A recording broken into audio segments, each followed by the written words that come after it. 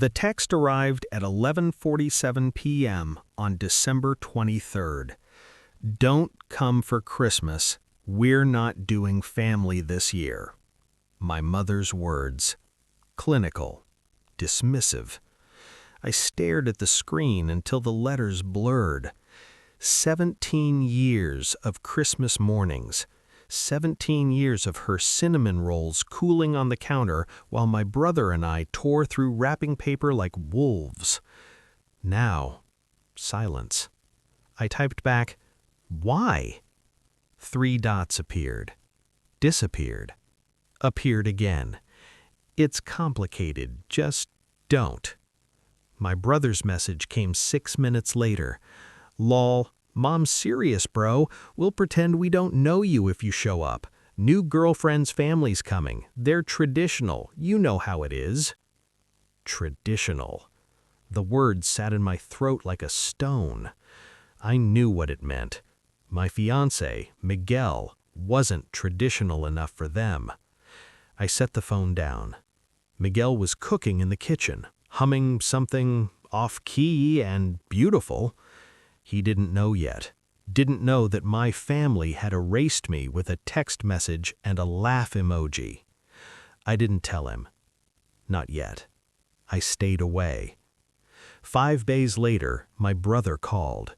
His voice was different, tight, panicked. "We need to talk."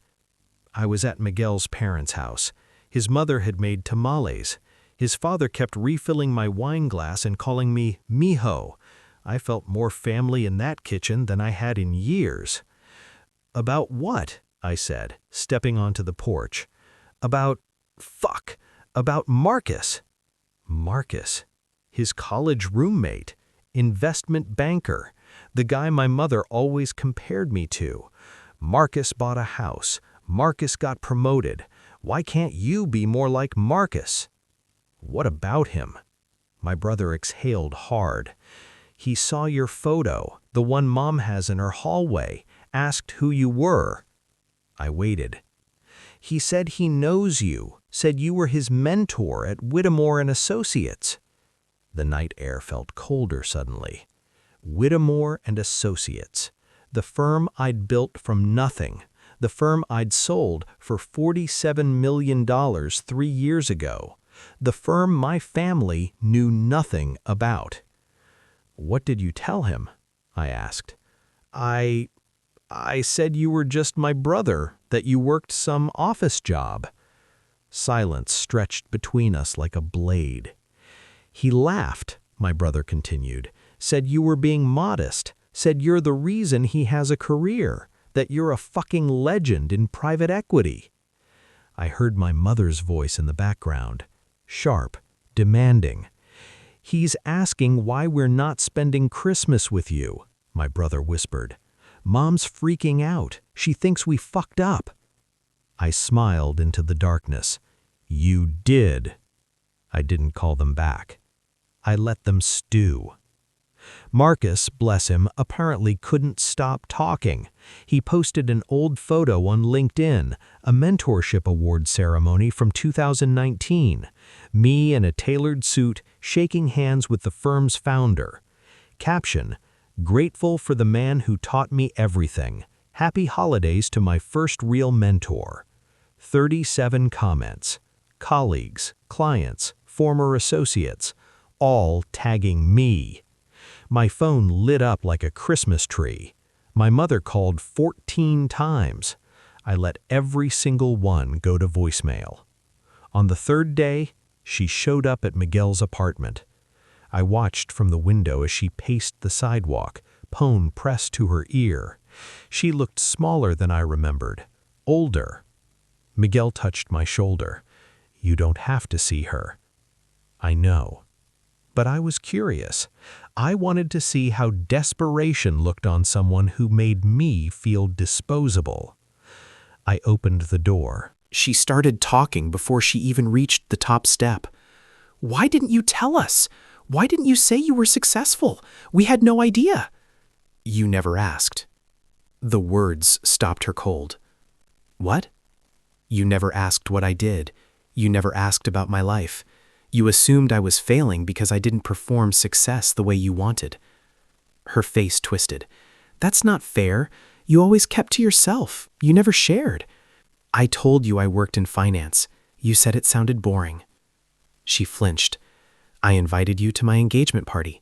You said you were busy. We didn't know he was... His name is Miguel, and you still don't care. My mother's eyes filled with tears.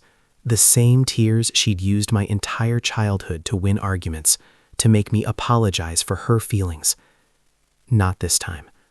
Marcus told us everything, she whispered, about the sale, about your money. There it was. Not, I'm sorry. Not, I was wrong. Just, your money. I smiled. Cold. Clean. You want to know the truth, Mom? She nodded desperately. I bought the house you live in. Her face went white. 3 years ago. Paid off the mortgage when Dad died. Put it in a trust so you'd never lose it. You never questioned where the bank letters stopped coming from? Never wondered why property taxes disappeared? I watched her hands start to shake. I paid for Ryan's wedding. The one he didn't invite Miguel to? Anonymously funded it through his fiance's parents so he wouldn't feel like a failure. My brother's name felt like ash on my tongue. I've been taking care of you for years while you pretended I didn't exist.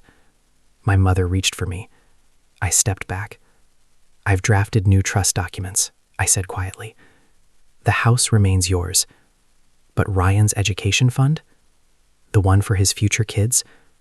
That's dissolved. Effective immediately. You can't! I already did. Her tears came harder now. Real ones. Please, we made a mistake. We're family. No. The word hung in the frozen air. Family doesn't discard people for being inconvenient.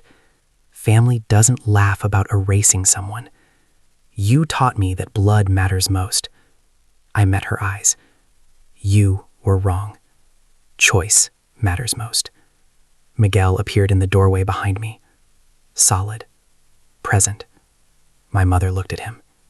Then at me. I'm sorry, she finally whispered. I know. I closed the door.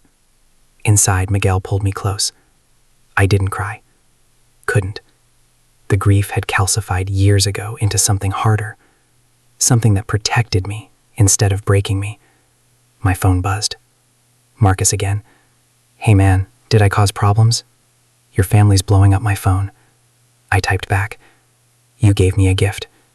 Thank you. Then I blocked my mother's number. My brother's too. Miguel kissed my temple. You okay? I thought about Christmas's future. His family's loud kitchen. Tamales and bad karaoke. Chosen love. Instead of obligated performance. Yeah, I said. And meant it. Outside, my mother's car finally pulled away. I watched her taillights disappear into the winter dark. Some families are born. Others are built. I just finished building mine.